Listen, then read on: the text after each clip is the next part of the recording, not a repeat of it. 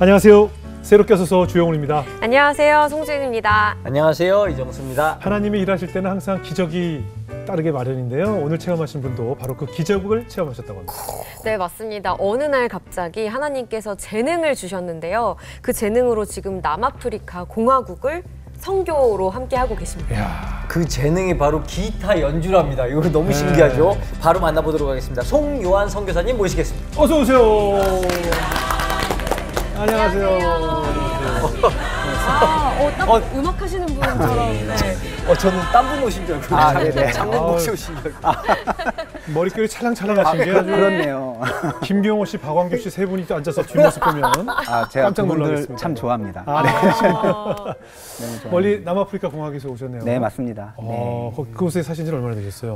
어머니 따라서 간 지가 이제 25년 차 됐습니다. 2000년에 갔어요. 아이고, 오래 사셨네요. 아까 소개 올린 것처럼 이제 기타 연주를 통해서 문화사역을 하고 계시죠? 네, 맞습니다. 네. 근데 좀 뭐 특별한 주법으로 기타 연주하신다고 그래서 핑거 스타일, 예. 그건 어떤 주법이죠?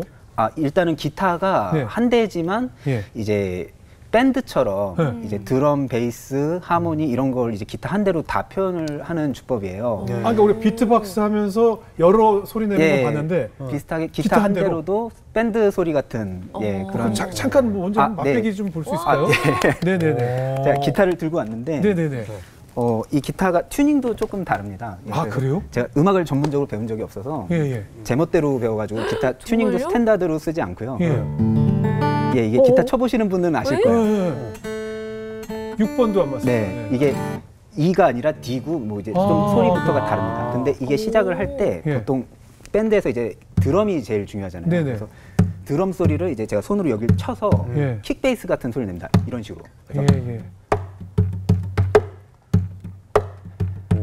이런 식으로 이제 드럼 소리를 내고 거기에다 이제 베이스 기타 소리를 이제 추가하는 거죠. 그래서 베이스를 같이 드럼이랑 같이 둘, 셋, 넷, 하나, 둘, 셋, 넷 여기에다가 왼손으로만 해머링으로. 문제는 이제 베이스 노트를 바꿔줘야 되니까 계속 똑같은 것만 칠 수 없어서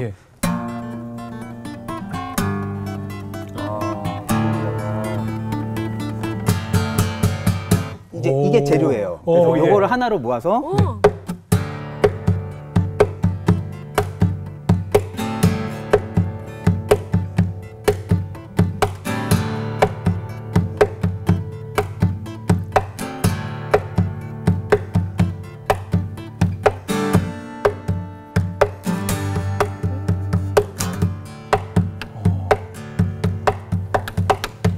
이런 느낌. 어머나, 이야, 신기하네요.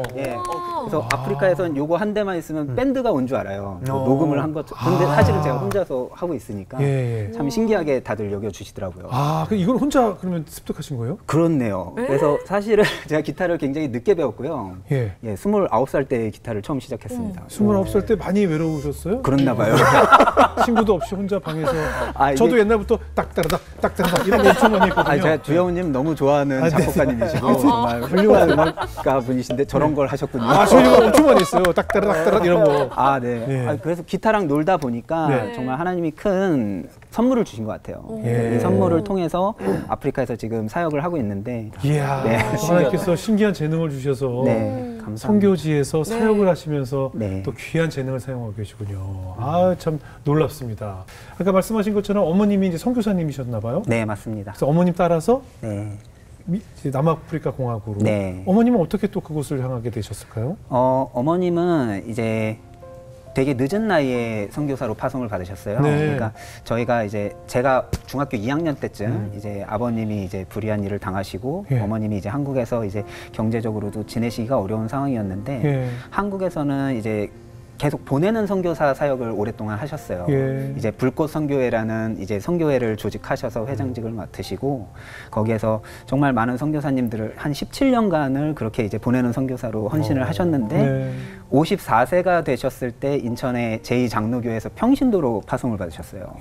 그래서 54세면 보통 은퇴를 준비하고 이제 남아공에서 이제 돌아오실 준비를 하셔야 될 나이인데 이제 어머님은 선교지로 이제 가셨는데 그때 제가 이제 아직 어린 나이였고 그래서 저만 이제 누님 두 분은 이미 장성하셨고 예. 저만 이제 남아공을 따라가게 되었습니다. 예. 그래서 온 가족이 그때 떨어졌는데 어머님이 진짜 저는 지금도 그게 미스테리예요. 그러니까 저희 어머니는 영어도 못하시지, 가진 것도 없으시지, 나이도 많고 아는 사람이 많은 것도 아니고 진짜 말 그대로 가서 뭘 하지? 이거는 지금 생각해도 제가 의문이에요. 근데 진짜 어머니는 기도하시는 분이세요. 정말 기도하시는 분이고 나이가 이미 50이 넘으셨지만 굉장히 젊게 사셨었고 그때 사진 보면 한 40대 중반 정도로 보일 정도로 젊게 사셨고 근데 어머니가 길을 다니다가 이제 처음 갔는데 진짜 하실 게 없었대요. 네. 길을 다니다 보면 그냥 사람들이 엎어져 있는 거예요. 길가에. 그리고 잔디밭에 누워있고 몇 시간이 지나도 안 일어나고 그래서 그냥 왜 저러고 있나 하고 사람들한테 그냥 뭐 되지 않는 영어로 물어봤더니 힘이 없어서 그렇대요. 배가 고파서. 아, 배가 고파? 딱 그랬더니 어머니가 내가 요리는 잘하지. 딱 그 생각이 드신 거예요. 그래가지고 요리를 이제부터 기획을 하시는데 당시 물가가 그래도 남아공이 참 저렴했대요. 그리고 저희가 살고 있던 지역에 그 부철이라고 이제 정육점이죠. 네. 정육점에서 소 한 마리, 뭐 반 마리 이렇게 하는데 뭐 한 10만 원, 15만 원이면 구입이 가능했을 정도로. 소 반 마리가. 그러니까 소 반 마리를 거의 매달 잡으셨어요. 30kg, 40kg씩 사셔가지고. 그러니까 막 스튜를 끓이시는 거죠. 와. 그 우리나라 오뚜기 카레 뭐 이런 거 있잖아요. 그게 되게 맛있잖아요. 그렇죠. 근데 걔네들은 먹어본 적이 없으니까 오뚜기 카레를 소스로 하고 고기를 막 30kg씩 넣고 막 큼직큼직 썰고 양파, 맛있겠네. 감자, 예, 맛있어요. 그런 거를 막 다 해가지고 한 200인분을 만드셔가지고 잔치네요, 잔치. 일주일에 2번씩 쓰레기장을 가신 거예요. 진짜 제가 볼 땐 너무 위험한데 그 일주일에 2번씩 그 스튜를 200인분씩 나눠주니까 나중엔 어머니를 막 보호하는 사람들도 생겨요. 그러니까 미세스 킴을 지켜야 된다. 다 마마라고 부르고. 근데 재밌는 건 어머니가 이제 말을 오히려 못 하시니까 딱 2단어만 외워가셨대요. 하나님이 널 사랑하고 나도 널 사랑한다. God loves you, I love you. 딱 이 말만 외우셔가지고 하나 나눠주면서 한 그릇 퍼주고 그 말 해주고 꼭 안아주고 그럼 애들이 푹 하고 눈물이 쏟아요. 왜냐면 한 번도 너무 들어오니까 냄새가 말도 못하는데 그걸 안아주니까 애들이 너무 막 감정이 복받쳐서 눈물을 푹 흘리고 저희 어머니와 함께 한 3년을 그렇게 쓰레기장에 사니까 그 지역에 교회가 세워지고 그리고 교회가 세워지고 자립이 되니까 어머니는 이제 거기를 또 떠나서 다른 사역지로 옮기시고 그렇게 사역을 하셨어요. 그렇게 어머니가 떠나고 나면 그 교회는 또 운영이 될까요? 그러니까 자립이 될 때까지. 500명이 모여서 그 교인들이 건물도 이제 다 짓고 어머니가 교회를 지을 돈을 충분히 또 이제 서포트를 하면서 그 루카라는 지역에 500명이 넘는 진짜 큰 교회가 생겼어요. 그래서 그 지역은 너무 훌륭하게 사역이 잘 돼서 이제 어머니가 거기서 이제 사역을 하시면 될 텐데 어머님은 또 새로 시작하시더라고요. 그게 너무 또 저는 억울했는데 아유 어머니 이렇게 잘해놓고 아 이젠 내가 여기서 할 일이 없어. 그러면서 이쪽은 이제 내가 있으면 오히려 방해야. 그러십니다. 어린 마음에 참 그게 야속했는데 지금 보면 어머니가 참 귀한 결단을 내리셨구나. 그리고 또 새로운 사역지를 가니까 보란 듯이 하나님이 또 일을 마련을 해두셨고 참 놀라웠어요. 그게 돼요. 큰 영향을 받았네요. 네. 우리 성 교사님은 근데 일본에서 사신 적이 있나 봐요. 일본에서 또 네네. 하나님을 만났다고 하는데. 아, 지금 사실 제 외모도 참 영향이 일본 사람 같다는 얘기를 네, 일본 가끔 뮤지엄 네. 진짜 약간 하라주쿠에서 연주하실 것 같아요. 네, 기타 가방 열고. 아, 네. 그 당시에는 제가 기타를 친 적은 없지만 네, 네. 근데 일본으로 유학을 갔었어요. 예. 그러니까 왜 그런 결정을 내렸냐면 그것도 사실 치기 어린 마음이었습니다. 왜냐면 이제 저는 처음에 남아공 갔을 때는 저희 집이 부자인 줄 알았어요. 그래서 부자라서 유학도 가고 이민도 가고 그런 건 줄 알았고 어머니는 전혀 저한테 내색도 안 하시고 고등학교 때까지만 해도. 근데 나중에 나이가 들어서 한 대학교 이제 지날 때쯤 되니까 아 우리 집이 정말 힘들었구나 그런 생각을 이제 제가 하면서 아 어머니를 내가 도와야겠다. 근데 어떻게? 물질로. 그래서 돈을 벌어야겠다는 생각을 그때 처음으로 했어요. 어머니 조금만 기다리세요. 막 속으로 이러고 있었는데 이미 하나님은 어디로 가셨는지 제 안엔 진짜 하나님이 안 계셨던 것 같아요. 그 당시에. 근데 너무 이제 행복한 마음으로 매일매일 힘들지만 열심히 일하고 또 공부하고 그러던 중에 큰일이 그때 터진 건데 제 눈이 안 보였습니다. 갑자기. 그러니까 너무 과로를 했던 것 같아요. 과로를 너무 많이 하고 눈이 막 피곤하니까 가려운 거예요. 그래서 약을 바르면서 눈을 제가 막 때렸어요.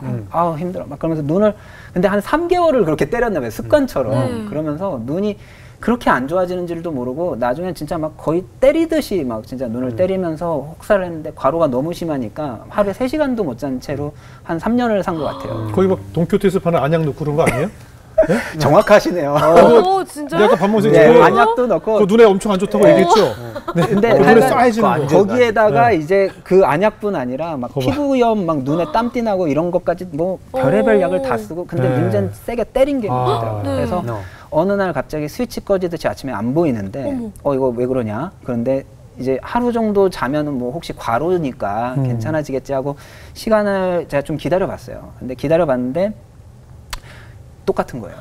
이틀이 지나도 똑같고. 근데 한 3일째 이제 되니까 이제 덜컥 겁이 나서 어쩔 수 없이 제일 친한 친구한테만 나 지금 큰일 난 것 같으니까 와서 좀 병원을 같이 가자. 그래서 부축을 봐서 안 보이니까 의사 선생님한테 갔더니 그 눈을 때린 게 치명적이라는 거예요. 이게 눈을 완전 박살을 내놨대요. 그래가지고 이거 실명할 것 같다. 딱 이러는 거예요. 그래서 너무 망연자실해서 기가 막혀서 뭐 말도 안 나왔죠. 그때부터 이제 밥도 안 먹고 물도 안 마시고 이제 집에 돌아와서 친구한테도 뭐 아무한테도 얘기하지 말고 눈이 좋아질지도 모르니까 그러면서 집에 와서 이제 그때 하나님하고 이제 다시 씨름을 하기 시작했는데 원망밖에 안 나는 거예요. 하나님 이러시깁니까? 왜 이러십니까? 제가 그렇게 뭘 잘못했는지 정말 전 모르겠어요. 그러니까 어머니를 위해서 아들이 진짜 이렇게 열심히 일해서 돈 벌어서 모시겠다는 게 그렇게 잘못인가요? 막 이러면서 원망을 막 쏟아내고 불평불만이 뭐 끝도 없이 나와요. 그래가지고 하나님 이러시깁니까? 계속 그랬는데 일주일이 지나고 열흘이 지나도 이제 진짜 안 보이는 거예요. 점점 안 보이고 이제는 의지할 수 있는 게 없는 거예요. 근데 어머니한테 연락도 못 하겠고 이제 누구한테도 얘기도 못 하겠고 근데 정말 속상한 거는 이제 제가 이제 믿었던 저의 모든 것이 이제 다 사라져가고 있다는 걸 느꼈어요. 그러면서 야 그때 의지했던 말씀이 시편 23편을 제가 음성으로 듣고 마태복음 상상순을 계속 들었어요. 예수님 말씀을 들어야지. 이제서야 예수님 말씀을 들으면서 하나님 정말 어떻게 하면 좋습니까? 저는 이제 길이 안 보여요. 그런데 이제 한 보름 정도가 지난 것 같아요. 사실 시간 관념이 없었어요. 근데 아무것도 안 먹고 보름이 지나니까 제 키가 한 175 정도 되는데 한 52kg가 되더라고요. 정말 뼈다귀만 남고 지금은 살이 많이 쪄서 상상도 못하는데 그 정도까지 되니까 이제 하나님한테 제가 슬슬 항복을 하는데 제가 그때 하나님한테 드렸던 기도가 이거예요. 눈을 다시 뜨게 해달라는 기도를 더 이상 하지 않아요. 이미 제 눈은 안 보이는 것 같아요, 하나님. 저는 이제 눈을 뜨지 않아도 좋아요. 그런데 눈이 안 보이는 저는 영어를 잘하든 일어를 잘하든 공부를 잘하든 이미 소용이 없어요. 하나님 저는 폐인이에요. 저는 할 수 있는 게 없어요. 눈이 안 보여요. 그런데도 하나님 저를 사용하실 건가요? 라는 말을 처음으로 했어요. 근데 하나님이 그렇다라고 얘기를 하시는 것 같아요. 감사합니다. 처음으로 2주 만에 감사합니다라는 말이 처음으로 나왔어요. 그 전까지는 불평불만만 하다가 감사합니다. 그러면 하나님 제 남은 삶을 하나님한테 다 드릴게요. 다음날 눈이 떠졌어요. 진짜 다음날 눈이 보이는 거예요. 아무것도 안 했는데? 진짜 그 감사합니다 하고 자고 제 남은 삶을 하나님께 드릴게요. 그리고 잤는데 다음날 보이는 거예요. 얼마나 무서워요. 전 그때 하나님을 경외한다는 말을 처음으로 느꼈어요. 그래서 이젠 하나님이 정말 사랑의 하나님이고 너무 좋은 하나님이지만 정말 무섭구나. 하나님은 정말 하나에서 열까지 나를 다 지켜보고 계셨고 내가 어떤 마음인지도 다 알고 계셨고 근데 이 말을 기다리고 감사의 말을 기다리고 계셨나 봐요. 그래서 와 너무 무서워서 그때부터는 이제 제가 생각했던 모든 그런 계획이나 이런 게 다 쓸모가 없어진 거예요. 그래서 그때 어머님한테 전화를 드렸더니 하나님이 널 정말로 사랑하시나 보다. 그런 말을 딱 듣자마자 일본에 있던 모든 학교 일 다 정리하고 제 꿈도 다 내려놓고 어머니 다시 남아공 가겠습니다. 그래서 결심을 그렇게 했어요. 결심을 하고 제 아내에 대한 이야기도 거기에서 이제 나오는데 아내 같은 경우도 5년을 제가 일본에서 장거리 연애를 했어요. 남아공에 있는? 일본에서 만났어요. 지금 제 아내를. 제 아내를 일본에서 만났는데 일본인이요? 한국 사람인데 그러니까 아내는 잠깐 한국에서 이제 여행을 갔다가 일본에서 한 3개월 단기 어학연수를 했던 거고 저는 거기서 이제 아내를 이제 첫 어학원 간 날 옆자리에 앉았던 사람이 제 아내예요. 그러다 보니까 아내가 저를 이제 겉보기하고는 달리 모범생이니까 공부만 했다고 했잖아요. 네. 근데 다들 이제 어학원 처음에 가면 다들 노는 거가 이제 아무래도 끌리니까 그래서 다들 노는 걸 좋아하시고 근데 이상하게 쟤는 놀기 좋아하게 생겼는데 공부만 하네. 그래서 아내랑 저랑 3개월을 단짝처럼 지냈어요. 그리고 아내는 한국 가고 저는 계속 공부를 하면서 그렇게 한 5년간을 장거리 연애로 1년에 한두 번 만나고 그렇게 했었는데 그 가장 어려운 시기에 그 피부병으로 고통받고 한 1년을 한국에서 그래서 회복하는 데 집중을 하는데 그때 아내가 저랑 결혼을 했어요. 우와. 진짜 천사죠. 그래서 하얀 천사라는 곡을 만들어서 또 헌정하게 됐고 그러니까 뮤지션이다 보니까 근데 아내가 그래서 지금 2 아이 낳고 남아공에서 지금까지 같이 잘 살고 있어요.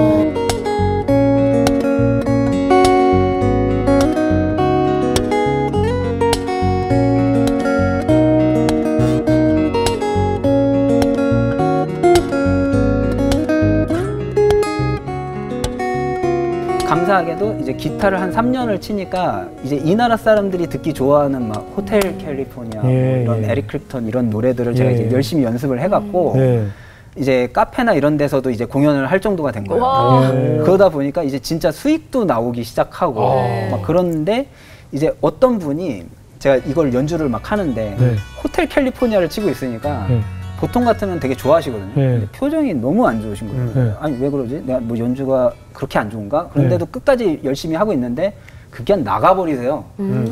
저렇게까지 내가 못 쳤나? 막 그러면서 막 주섬주섬 나중에 연주를 끝나고 이제 나가려고 하는데 이제 그 아까 인상 쓰시던 분이 다시 들어오셔가지고 갑자기 저한테 Hey you! 딱 이러더니 나는 외모도 그렇고 머리도 길고 기타를 친다고 했는데 동양인이니까 당연히 뭔가 동양적인 그런 곡을 들려줄 줄 알았대요.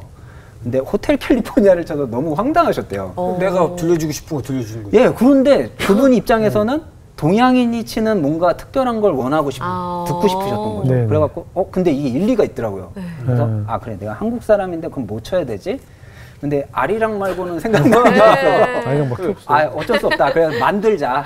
만들자. 그래서 곡 제목도 코리아라고 지어가지고 그러니까 원래 그런 거창한 제목 붙이면 다 망해야 되는데 감사하게도 되게 유치한데 진짜 주영훈님 같은 경우는 진짜 작곡을 너무 진짜 천재적으로 하시니까 저 너무 좋아하거든요. 근데 진짜 하나님이 유치한 멜로디지만 이제 한국인만이 할 수 있는 그런 느낌으로 작곡을 계속 하게 하신 거예요. 코리아를 비롯해서 막 되게 한국의 봄, 여름, 가을, 겨울 이런 식의 곡을 막 쓰게 하셔서 앨범을 만든 거예요. 근데 이게 제목이 코리아니까 대사관, 문화원 이런 데서 섭외가 계속 오는 거예요. 그래서 남아공에선 한국인 기타리스트로 굉장히 활약을 할 수 있는 그래서 인기도 쌓게 되고 참 신기한 일들이 그때부터 일어나는데 와, 이 코리아라는 곡은 정말 남아공에선 많은 분들이 좋아하십니다. 그 코리아 직접 한번 좀 들어볼 수 있을까요? 그럼요. 예, 한번 청해 듣겠습니다. 네.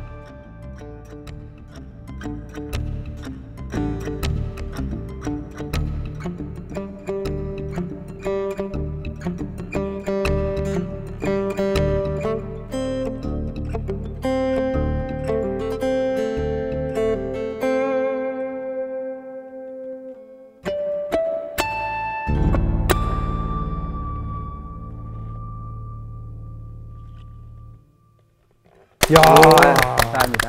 너무 좋다, 너무 좋아. 주법이 정말 독특하네요. 네, 이게 그러니까 기타인데 네. 한국인이 이게 기타는 서양 악기인데 예. 한국인이 연주하면 뭔가 한국 전통 악기처럼 그러네요. 검은 고소리를 그러니까요. 내는 것 같은 느낌으로 약간 눕혀놓고 치면 진짜 그렇게 보일 수 있을 것 같아요. 참 그렇게 느껴지기도 하고, 그러니까 누군가나 다 할 수 있는 그런 게 아니라 이 사람만 할 수 있다라는 프레임이 씌워진 거죠. 그래서 정말 많은 곳에서 이제 아프리카에서 섭외가 오기 시작을 했었어요. 이렇게 된 김에 그냥 머리 스타일도 선비 스타일로 이렇게 머리 틀어 올려서 그러니까 사자 보이스, 사자 보이스 캐데몬처럼 이렇게 하는 건 어떨까 싶기도 해요. 개량 한복 뭐 이런 것도 생각을 안 한 건 아닙니다만 참 좋은 아이디어입니다. 진짜. 근데 이제서야 비로소 어머니에게 큰 도움이 될 수 있을 것 같은데 이제 그냥 돈 버시지 왜 선교를? 그러니까 참 하나님이 그러니까 때라는 걸 주시는 것 같아요. 그러니까 이제는 제가 하나님이 무서운 걸 아는 거예요. 그러니까 예전 같았으면 이거 섭외가 되면은 이게 뭐 그냥 마케팅을 열심히 해가지고 어떻게든 특별한 뭐 한국인 기타리스트 해가지고 막 여기저기 섭외해서 돈 벌 궁리를 막 했을 텐데, 일본에서 또 경제학 공부했거든요. 근데 그런 생각이 안 들고 이제 정말 하나님이 가라고 하시는 곳을 이제 계속 가게끔 그런 식으로 저를 이끄셨던 것 같아요. 그러니까 사실 남아공에 돈을 벌려면 얼마든지 벌 수 있는 장소는 많았어요. 그러니까 유흥가나 심지어 뭐 게이바 이런 데도 많아요. 근데 또 이렇게 생기다 보니까 인기가 많아서 정말 엄청난 섭외 금액이 진짜 이거는 눈 딱 감고 막 이러면 진짜 아무도 모를 텐데 근데 하나님이 무서우니까 못해요. 진짜 한 번도 못하겠더라고요. 한 번도 못하고 와 진짜 근데 정말 그 유혹이라는 건 굉장히 강하고, 근데 굉장히 특별한 계기가 하나 있었어요. 특별한 계기가 있었는데 이제 제가 그래도 연주자로 이제 계속 활동을 하다 보니까 연주자로 활동하다 보니까 이제 남아공에서는 지명도가 생긴 거예요. 그래서 섭외 전화가 이제 툭하면 오는데 전화 상태를 보면 알 수 있습니다. 이분들이 어떤 스타일을 원하시고 어느 정도의 예산을 갖고 저를 섭외를 하시는지.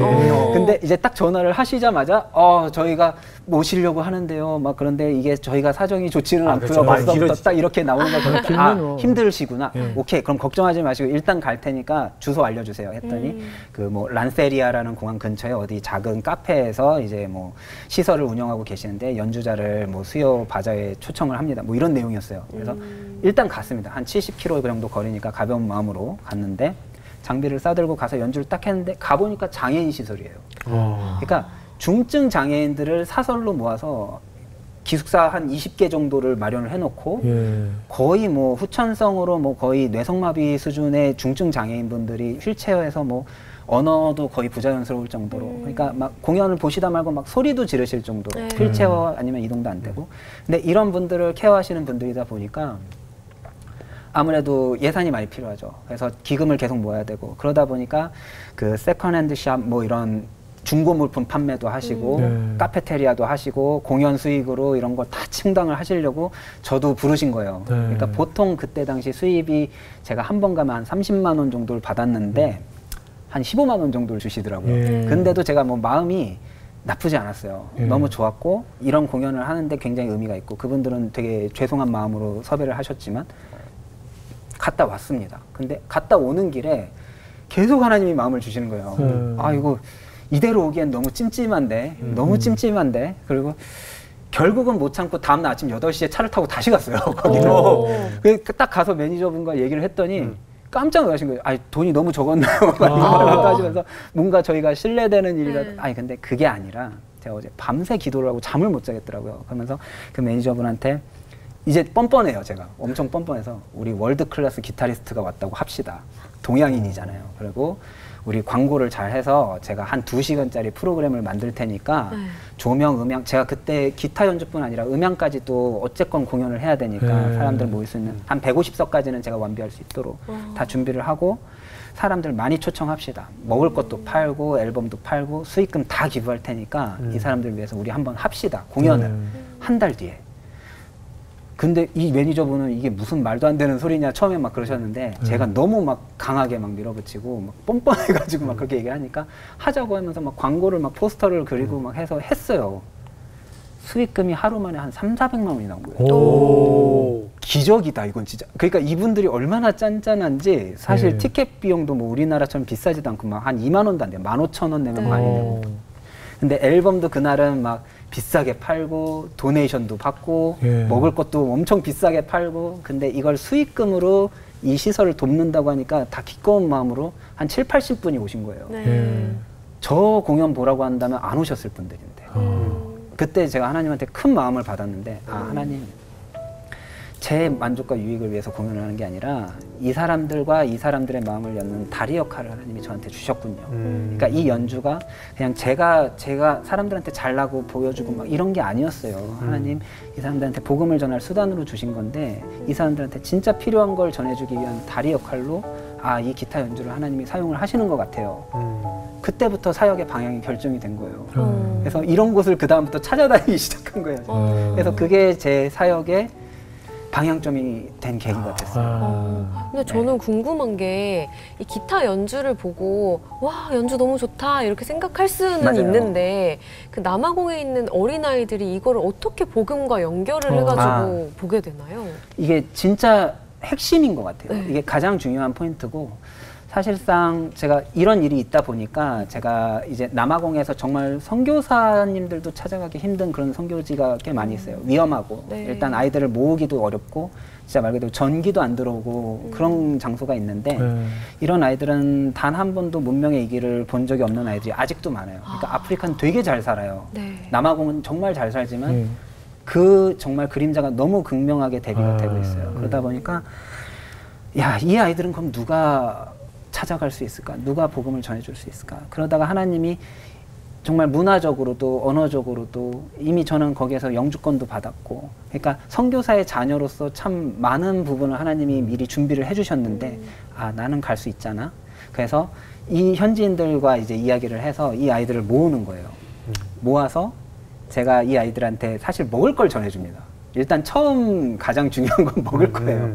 그래서 사실상 맥도날드 햄버거 뭐 치즈버거 같은 게 우리나라에서 이제 좀 비싸겠지만 거기서 한 2,000원? 그 정도면은 한 개 정도를 삽니다. 근데 그 한 개 값으로 이제 조그만 빵을 얘네들이 산다고 하면은 거의 한 일주일 정도 먹을 수 있는 빵을 살 수도 있는 금액이니까 2, 3천 원이. 근데 제가 햄버거 한 200개 정도를 들고 가면 한 3, 40만 원이면 살 수 있는데 이거를 들고 가면 애들이 일단 눈이 돌아가요. 그러면 맥도날드 햄버거를 그 돈 주고 사 먹은 아이가 없으니까 일단 줘요. 일단 주면 다 하나씩 집어먹고 그리고 이제 기타 연주를 여기에서 아까 들으신 거 이상으로 제가 좋은 음향으로 사막에서도 할 수 있는 환경이 됐어요. 배터리가 좋으니까 정말 한 150명은 빵빵하게 들을 수 있는 음향을 어디서든 제공할 수 있습니다. 전기가 안 들어와요. 감사하죠. 그러니까 이 애들은 태어나서 처음 듣는 거예요. 그러니까 저런 사람이 있나? 먹을 것도 주고 음향도 주는데 뭐 거의 신인 것 같다. 막 이렇게 느낄 수 있어요. 다 주네, 저 사람은. 예, 그럴 수 있는데 이때 제가 이 아이들한테 그냥 단 한 번의 좋은 이런 추억으로 남는 그런 끝나는 하루에 정말 너무 기쁜 거. 그러니까 얘네들은 저한테 꼭 그걸 해요. 언제 다시 와요?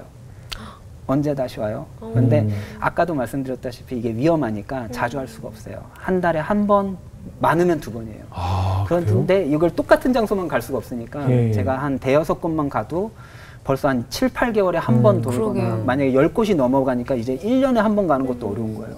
그러다 보니까 얘네들은 제가 오기만을 기다리잖아요. 근데 하나님한테 제가 기도를 하면서 아까도 말씀드린 게 내가 얘네들한테 너무 큰 존재가 되는 건 아무런 의미가 없다. 내가 얘네들한테 좋은 음악 들려주고 이런 거 해봤자 내일은 너무 또 공허하고 아무것도 남는 게 없으니까. 근데 그때 하나님이 지혜를 주신 게 복음이더라고요. 복음을 전해야 된다. 그래서 복음을 전해야 돼. 왜냐하면 예수님은 항상 너희와 함께하리라 하셨잖아요. 근데 나는 너희와 매일 함께할 수는 없어. 자, 얘들아. 그래서 제가 아이들한테 항상 그 얘기를 하는데 얘들아, 나는 오늘 너희들한테 먹을 것도 주고 진짜 오늘 너희들을 위해서 음악도 들려주고 기도도 해줬어. 근데 내일부터는 직접 너희가 하나님께 기도해라. 직접 기도해. 그러면 하나님이 항상 너희와 함께 할 거야. 그리고 하나님이 기뻐하시는 일을 해야 천국을 갈 수 있어. 얘네들이 어느 정도로 순수하냐면요. 지옥 간다는 생각을 못 한 거예요. 거짓말이 나쁜지도 몰라요. 왜냐면 내가 속인 걸 얘가 모르는데 뭐가 문제예요? 훔쳤는데 쟤가 나보다 잘 살아서 내가 어려우니까 훔친 건데 뭐가 문제? 이런 식이에요. 그러니까 기본적인 정말 10계명조차도 얘네들은 그게 죄인지도 몰라요. 근데 제가 진짜 극단적으로 말해서 너 물건 훔치고 그러면 지옥 가. 막 이렇게 얘기를 하면 우리 지옥 가요. 이렇게 난리가. 진짜 그 정도로 순수해요. 네. 진짜 이런 애들이 아직도 있는 거예요. 네. 말도 안 되죠. 근데 진짜 제가 이거는 정말 기적 같은 일이라고 생각을 하는데 제가 그 막 너희들 하나님이 슬퍼하는 일을 하지 마. 하나님이 기뻐하는 일을 해. 근데 그걸 어떻게 하냐면 성경을 읽으면 알 수 있다. 근데 글을 못 읽잖아요. 그래서 글을 읽을 줄 아는 애들 대표를 한 2명 정도가 있어요. 그럼 제가 얘네들한테 너희들이 이 마을의 리더야. 네. 너희들이 이 아이들을 책임져야 돼. 그리고 정말 운이 좋을 때는 근처에 현지인 목사님들이 양육할 수 있는 환경이 되는 곳도 있고 그럼 이 목사님한테 인수를 하고. 근데 제가 도둑질하지 말라는 말을 그렇게 강조를 했더니 한 2년 뒤에 갔더니 그 마을에 도둑이 없대요. 진짜로. 야, 경찰도 지옥 간다 그래서 진짜 지옥 갈까 봐. 그러니까 2년 뒤에 만나는데 저희가 진짜 너무 기다렸다고 그리고 하나님한테 기도 매일 했다고. 그러면 정말 하나님이 이 아이들을 진짜 이렇게 사랑하시는데 그래서 그 일을 정말 귀하게 생각을 하고 제가 너무 열심히 하고 싶었던 거죠. 네. 이런 게 정말 그 복음의 열매네요. 그렇죠. 아이들의 그 행동의 변화들이. 와. 참. 그럼 그 열매를 받아들이면 이제 애들이 변화가 생기고. 그렇죠. 그렇죠. 예. 그래도 이제 뭐 아무래도 뭐 이런 긍정적인 효과도 있지만 아무래도 혼자 일하시다면 지치고 힘들고 포기하고 싶은 순간들도 있을 거 아니에요? 네. 맞아. 제가 그러니까 이 사역이 이제 기타 연주자로 이제 사람들한테 인정을 받기 시작하고 그리고 제 사역의 방향점을 이제 하나님이 주시고 그래서 이제 너무 감사한 마음이 들고 그래서 경제적으로도 어느 정도 해소가 많이 되고 그래서 참 이제는 내가 풀타임 뮤지션으로 선교 사역을 이제 해야겠다 마음을 먹고 잠깐 한국에 이제 귀국을 했어요. 사람들한테도 이 이야기를 잘 알려서 그래서 제가 이런 사역을 하고 있습니다. 간증도 나누고 하려고 했는데 그때가 2019년도 코로나가 터졌을 때 그래서 코로나가 2019년도 10월에 이제 터졌는데 정말로 안타깝게도 제가 이제 1월에 다시 귀국을 하려고 했어요. 2020년도 그래서 2020년도 1월부터 근데 코로나가 터지면서 공항문이 닫히더라고요. 그러면서 제가 한국에서 남아공을 돌아가야 되는데 못 돌아가는 거예요. 그래서 정말 기약 없이 이제 마냥 기다리기 시작하는데 아내랑 뭐 어머니랑 아이들은 아빠 언제 와? 이런 상황에서 가족들 다 있고 가족은 남아공에 있고 저 혼자 이제 한국에 떨어져서 한 3개월 정도 준비 기간을 거쳐서 이제 남아공에서는 이미 뭐 공연이나 이런 게 얼마든지 기획이 되어 있고 그런 상황에서 이제 못 들어가는 거죠.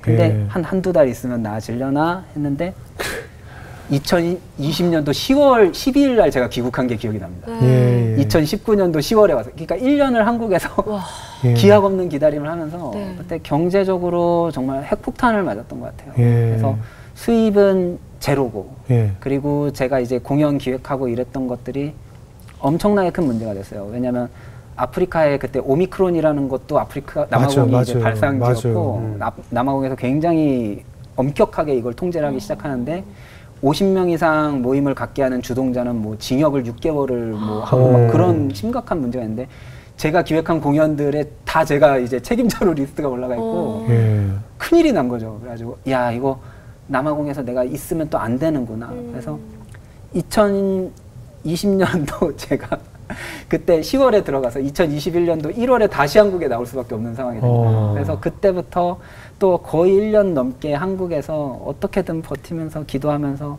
정말 한국에서도 예배를 드릴 수 없고 도움을 바랄 수도 없는 그 상황에서 근데 하나님 남아공에서 이 아이들이 기다리고 있고 선교 사역을 이어갈 수 있도록 도와주세요 하면서 그때 아내랑 제가 참 많은 기도를 함께 하고 그랬던 기억이 나요. 뭐 선교사로서 역할도 있지만 그때 가장으로서 지금 말씀하신 대로 자녀들 교육하고 자녀들 키우는데 사실 가장으로서의 사실 책임감이 제일 좀 어깨가 무겁잖아요.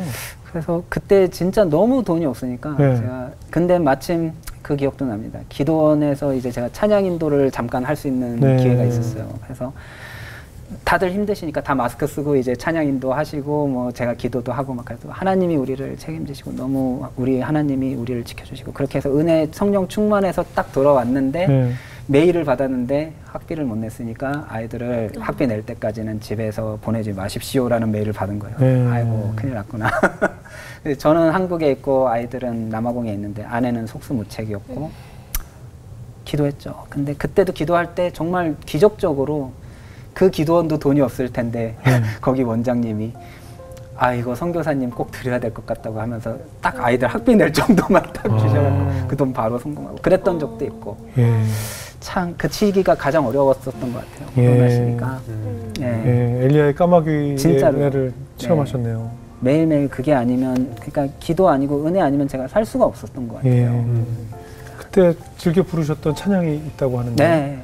그러니까 너무 속상하고 어려운 일이 많은데 하나님 저는 정말 하나님 사역을 그러니까 하나님의 일을 하고 싶어요. 정말 아이들한테 복음을 전하는 게 너무 기뻐요. 근데 제가 이런 일을 하는데 왜 하나님 우리를 축복하지 않으십니까? 길을 열어주지 않으십니까? 저는 처음에 그게 너무 안타까운 마음에 그렇게 기도를 드렸는데 사실 일본에서의 그 이야기도 있고 근데 생각을 해보면 그때 송경민 목사님이 이제 작곡하신 은혜라는 찬양인데 이 가사가 너무 저한테는 큰 울림이 된 거예요. 그러니까 그 2절 가사 중에 아 복음을 전할 수 있다는 것이 당연한 것이 아니라 축복이고 은혜였다라는 가사가 있어요. 근데 그 가사에서 야 정말 내가 복음을 전하기만 하면 당연하게 진짜 하나님이 이렇게 축복하실 줄 알았다. 근데 은혜로 내가 복음을 전한 거다. 은혜로 복음을 전한 거다. 복음을 전한 것이 은혜였다. 그 마음이 딱 드니까 와 감사가 참 지금까지 하나님이 하나에서 열까지 다 주관을 하신 건데 또 잊을 뻔했다. 그래서 찬양을 너무 즐겨 듣고 많이 울었고요. 그럼 그 은혜도 역시 지금 그런 핑거 주법으로 연주를 해줄 수 있는 거예요? 네. 이게 그래서 제가 항상 찬양을 했었는데 연주곡으로도 충분히 가능합니다. 그럼 한번 오늘 청해 듣도록 해보겠습니다. 이것도, 감사합니다.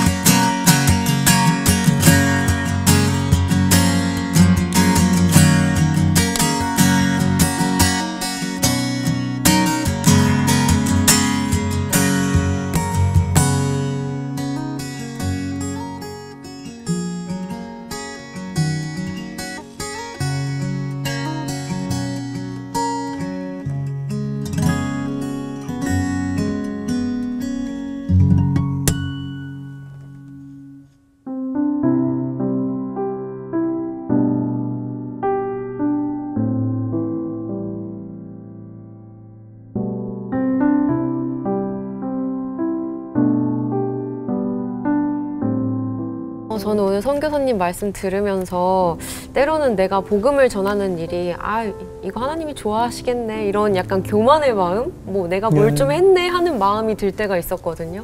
근데 복음을 전하는 것 자체가 그냥 나에게 주어진 어떤 큰 은혜였구나라는 사실을 다시 한번 깨닫게 되어서 하나님께 너무 감사한 시간이었고 정말 이제는 혼자보단 둘이 낫고 둘보다는 또 여럿이 나으니까 정말 합력해서 선을 이루는 과정에 우리 모두가 동참했으면 좋겠다라는 마음이 들면서 저도 선교사님을 응원하고 또 기도하도록 하겠습니다. 네. 정수영 씨. 저는 진짜 기적의 은혜의 연속이라고 생각이 드는데 게다가 은혜가 세게 오시잖아요. 뭐 갑자기 연주 기술이 온다든가 안 보이던 눈이 보인다든가. 전 결혼도 진짜 은혜라고 생각해요. 왜요? 네? 아니 결혼할 수 없는 상황이었는 것 같은데 어려운 상황이었잖아요. 네. 그런 상황 속에서 그런 걸 보면서 아 신앙심이 깊으면 하나님이 큰 은혜를 내려주시는 거 아닌가. 이런 생각이 감사합니다. 딱 들더라고요. 저희 사실 우리 멤버 중에 연이엘이라고 있는데 그 친구도 신앙심이 깊어가지고 큰 은혜가 내려왔으면 좋겠습니다. 네. 뭔 얘기인가 싶네요. 네. 기도하겠습니다. 우리가 재능을 달란트라고 하고 탤런트라고 하잖아요. 네. 근데 정말 우리 개개인이 하나님이 다 각자 달란트를 다 주셨어요. 맞아요. 이렇게 이쁘고 노래 잘하는 재능과 이 잘생긴 외모 세상에 하고만 주셨지만 외모와 뭐 저도 마찬가지입니다. 뭐 작곡을 하고 음악을 할 수 있는 재능 또 우리 성교사님이 이런 남들이 할 수 없는 각자 다 하나님께서 이 땅에 내려가서 하나님의 사역을 위해서 뭔가 쓸 수 있는 달란트를 다 주셨잖아요. 근데 우리 다음 세대들에게 뭘 물어보죠? 너 커서 뭐 될래? 의대 갈래? 경영학과 갈래? 무슨 과 갈래? 세상의 기준으로 이 아이가 커서 무슨 대학을 가야 무슨 회사 갈 텐데만 기준으로 삼고 있거든요. 네. 근데 오늘 제가 성교사님 말씀을 들으면서 남아공에 가서 이런 일을 할지, 이런 연주를 할지 어렸을 때 상상이나 했겠어요? 전혀 못했겠죠. 그런데 하나님께서 어느 날 갑자기 이런 기타 연주와 함께 재능을 통해서 남아공을 품게 하셨고 귀한 선교 사역으로 사용하고 계시니까 앞으로도 그 땅을 품어주시고 많이 기도해 주시고 우리도 다음 세대들에게 하나님의 기준으로 재능을 발견하는 그런 눈을 가져야겠다는 생각이 들었습니다. 앞으로도 선교 사역을 위해서 저희도 열심히 기도하겠습니다. 오늘 귀한 가지고 왔습니다. 감사드립니다.